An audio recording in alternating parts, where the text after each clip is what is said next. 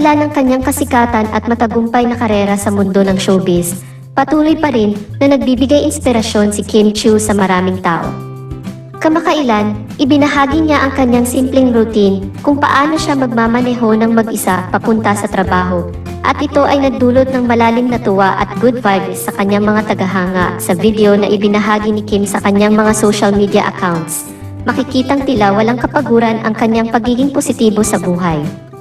Isa sa mga bagay na nakapansin ang mga netizens ay ang kanyang kasayahan habang nagmamaneho.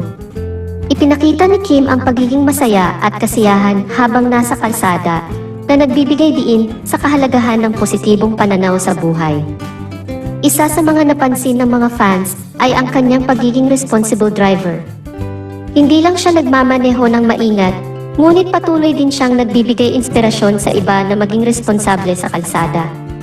Ang pagiging modelo niya sa ganitong aspeto ay nagpapakita ng kanyang malasakit sa kaligtasan ng lahat habang nasa kalsada.